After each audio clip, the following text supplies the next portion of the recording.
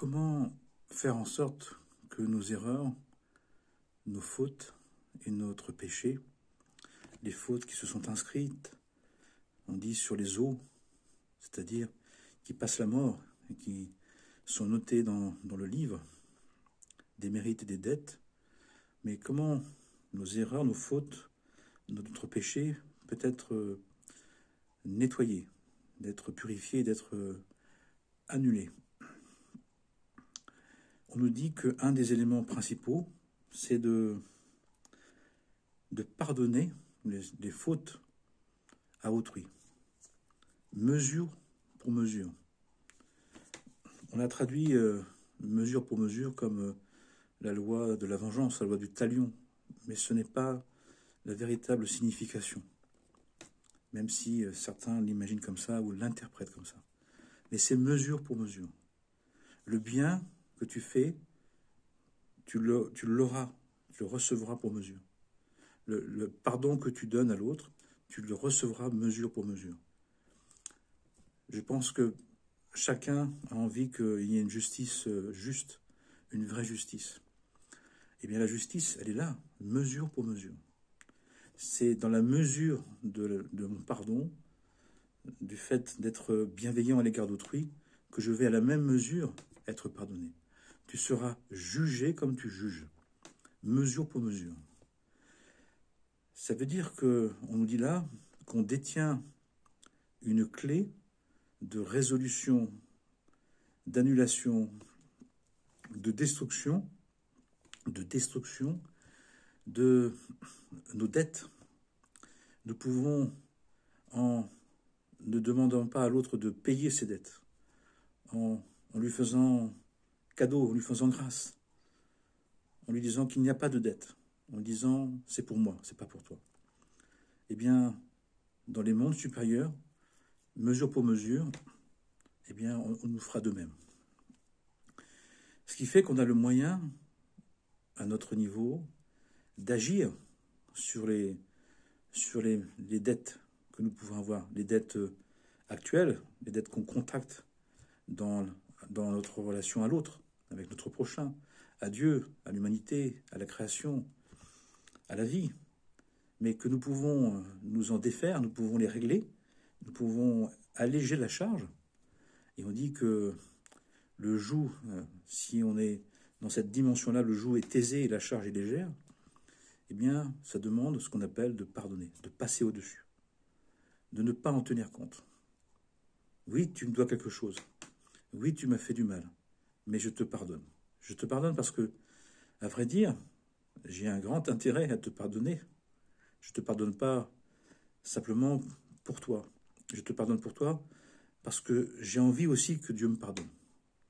Et ce qui est magnifique, c'est qu'on dit que mesure pour mesure dans la relation humaine, mais on dit que le divin, lui, est d'une telle miséricorde, d'une telle générosité.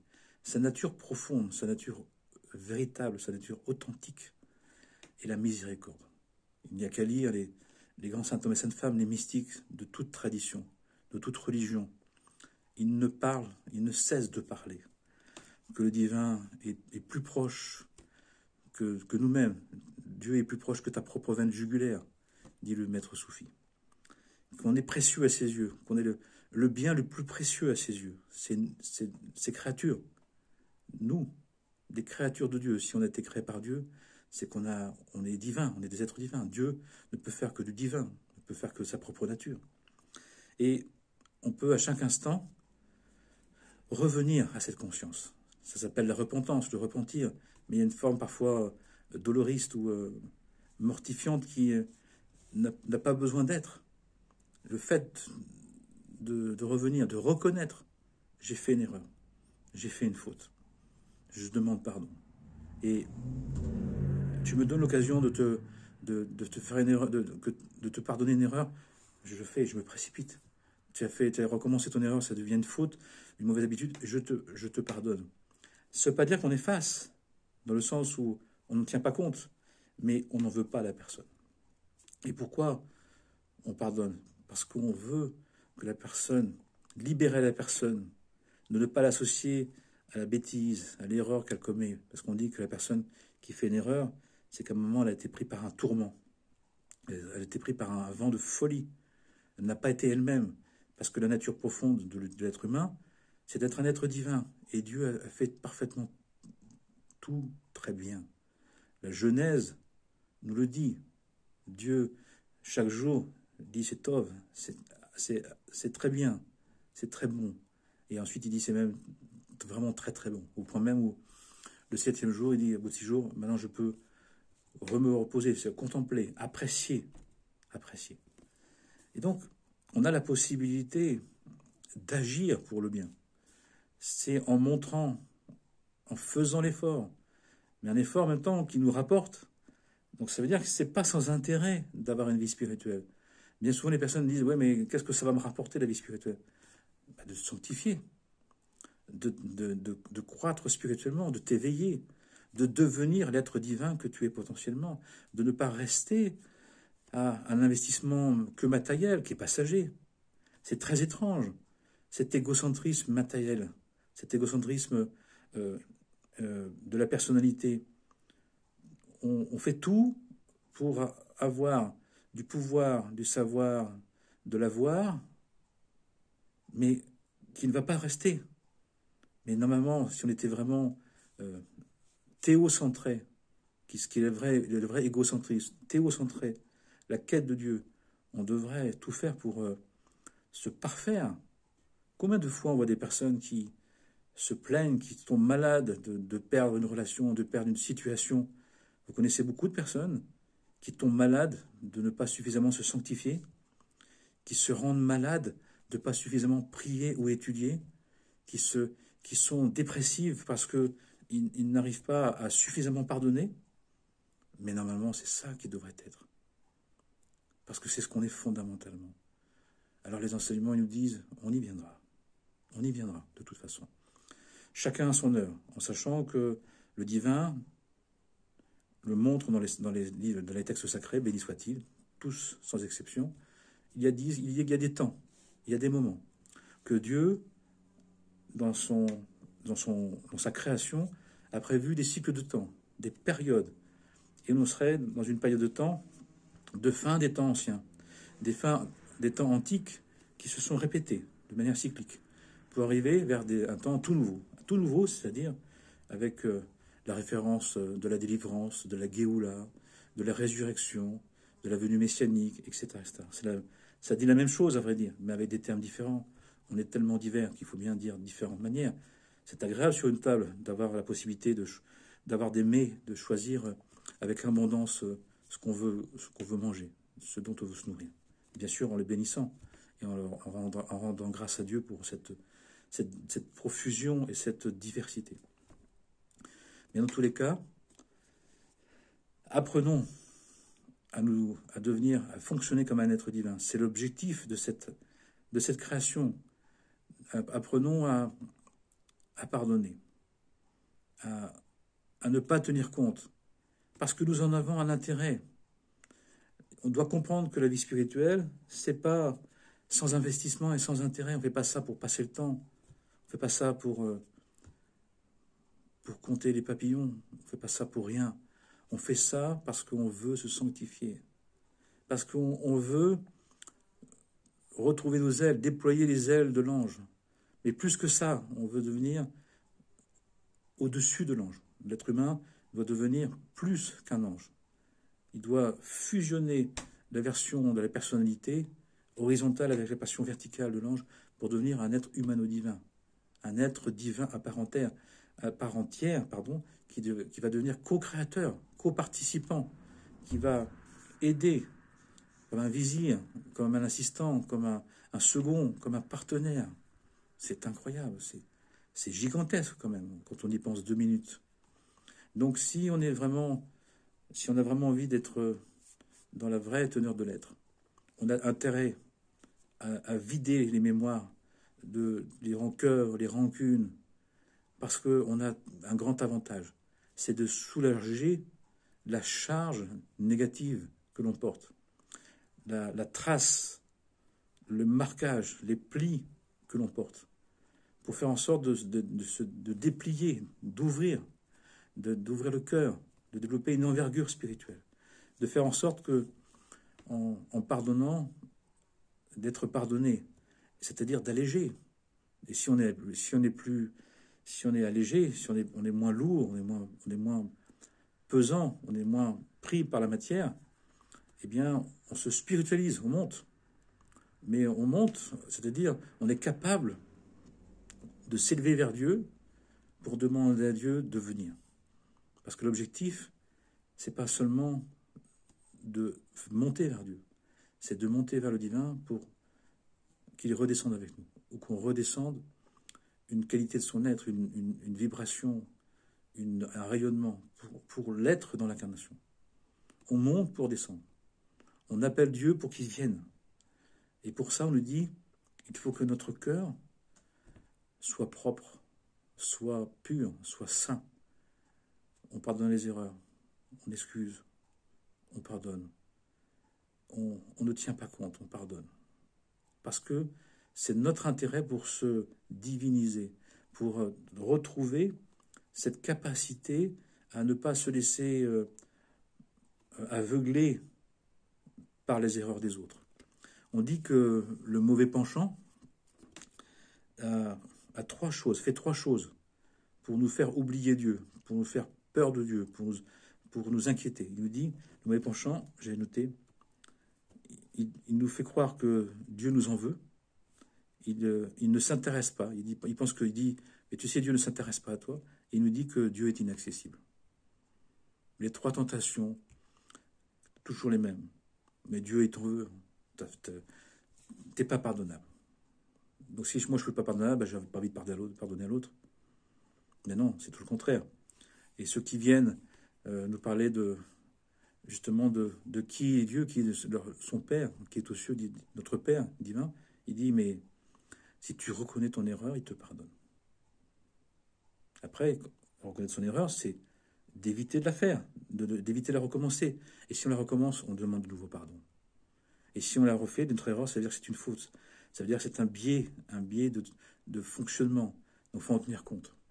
Si je sais que j'ai une tendance alcoolique, eh bien j'en tiens compte. Je suis abstinent. Je ne me mets plus dans des situations où je risque de mal tourner pour moi et pour les autres. Et puis on dit, le mauvais penchant, il dit, ouais, mais Dieu ne s'intéresse pas à toi. Ah bon? Tu crois que Dieu nous a créés pourquoi? Voilà. Tu crois que Dieu, il ne nous voit pas, il ne nous voit comme des êtres insignifiants? Et il dit qu'on est la prunelle de ses yeux. Il nous a créés, il a créé ce monde pour nous, pour qu'on puisse le retrouver. Il a créé ce monde pour qu'on puisse lui parler, qu'on puisse dialoguer avec lui, qu'on puisse grandir grâce à lui. On est des pierres précieuses, même brutes, même encore cachées. Et puis, il est inaccessible. Eh bien non, il n'est pas inaccessible. Il n'est pas là-haut tout seul. Il est là avec nous. Et plus on s'approche, plus on lui parle, plus on étudie, plus on comprend. Parce que l'étude est fondamentale pour comprendre qui est Dieu, comment il est, ce qu'il a fait. Il y a énormément de magnifiques textes. Et puis il y a des réalisés, il y a des paroles de réalisés, de saint hommes et saintes femmes qui nous disent la proximité, la visitation de l'Esprit Saint, la visitation de l'être divin qui nous convient, qui nous plaît, qui nous parle, quand il vient, quand il parle. C'est plus qu'une proximité, c'est une union. On parle d'union mystique, on parle d'une rencontre d'amour. C'est incroyable. Et donc, Dieu est très présent, on est très précieux à ses yeux, il est accessible, mais directement. Il est l'être, la partie de notre être qui est la pierre de fondation de notre création. Qui fait que le fait de le connaître, le fait de le désirer, le fait de le chercher, fait que automatiquement, on a envie de rapprocher chacun et chacune de sa royauté, de cet état d'être. Comment? Je t'excuse, je te pardonne, je t'en veux pas. Je vais en tenir compte. Si tu es quelqu'un qui a un problème avec l'alcool, je vais t'aimer en sachant que tu es abstinent. Je vais t'aimer, mais quand je vais t'inviter, il n'y aura pas d'alcool à la maison. Je ne vais pas te demander de te tenir pendant tout un repas alors que nous, on boit un verre de vin et toi, tu ne peux pas boire. Non, on va faire en sorte de tenir compte de tes difficultés. Parce que le mauvais penchant, c'est quand finalement, on ne tient pas compte de ses limites, de ses difficultés, de son mal-être, de son handicap, de ce qui nous empêche, de ce qui est difficile en nous. Mais si on en tient compte, si les autres en tiennent compte, et surtout nous, si on tient compte de la mesure de notre sensibilité, de la mesure de notre compassion, pour éviter de nous mettre en colère. Si on sait dire à quelqu'un, tu sais, là, je sais que je fonctionne comme ça, si je me connais. Parce que Dieu, il nous dit, apprends à me connaître pour te connaître aussi. Et tenir compte de ton physique, de ta constitution physique, pour respecter les besoins de tes corps. Et puis, tiens compte de ton tempérament, c'est-à-dire de ta manière de réagir. Mélancolique, phlegmatique, colérique, sanguin, l'association des quatre, pour une certaine forme de lecture du tempérament.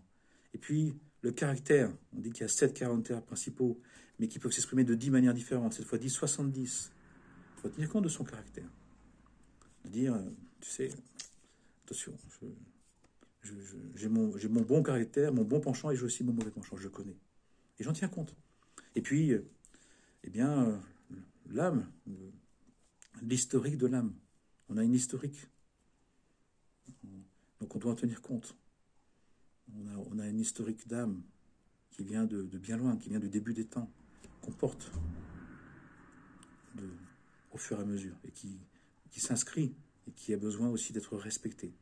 Et en faisant ça, eh bien, on va développer de la connaissance, de la sagesse, de la paix, de la justice, de la vérité, pour faire en sorte de comprendre qu'il est essentiel de tenir compte des êtres. Et plus on aime, plus on est aimé, plus on aime. Et plus on aime, plus on tient compte de qui sont les personnes comme elles sont. On ne leur demande pas de changer d'abord.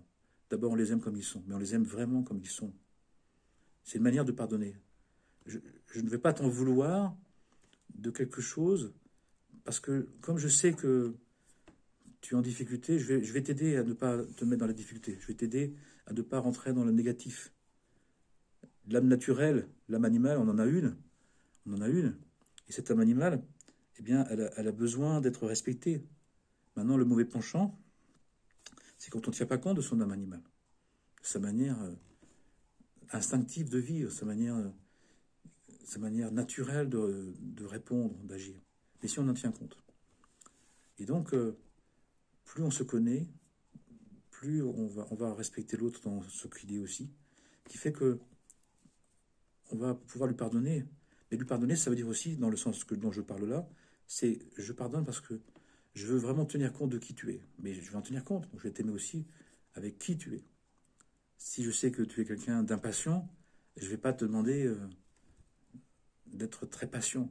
Si je sais que tu es quelqu'un de colérique, je ne vais pas te pousser à bout. Je vais faire en sorte de ne pas te mettre des bananes sous les pieds. Je ne vais pas faire en sorte de te pousser dans les retranchements. Non, parce que j'ai pas envie que ça tourne mal pour toi ni pour moi. Et c'est une manière de pardonner aussi, c'est de prendre soin. D'abord, je t'en veux pas. Mais ensuite, je prends soin de toi avec qui tu es. Et je dis ça, ça peut paraître banal, ou ça peut paraître normal ou quelconque, mais ça ne l'est pas. En tout cas, dans mon expérience de vie, dans les témoignages que je reçois, dans les accompagnements que je fais, dans les confessions que j'entends, la plupart des personnes ne se connaissent pas suffisamment, pas vraiment, ne tiennent pas compte de qui est l'autre. On veut que l'autre soit comme on veut comme l'autre, on imagine. Et puis, certains disent, ouais, mais si je tiens compte de qui est la personne, c'est un jugement. Ah bon? Alors que quelqu'un qui a un handicap, de respecter son handicap, c'est d'avoir du respect pour la personne. Et quelqu'un qui n'a pas de handicap apparent, ou pas visible, ou pas encore visible, ça serait un manque de respect, de tenir compte de son tempérament ou de son caractère, de son bon penchant et de son mauvais penchant. D'aimer quelqu'un en disant c'est quelqu'un qui est alcoolo-dépendant, et C'est mal l'aimer, de ne pas le considérer avec sa difficulté? Ben, c'est peut-être le contraire. Si on aime quelqu'un, c'est de l'aimer comme il est.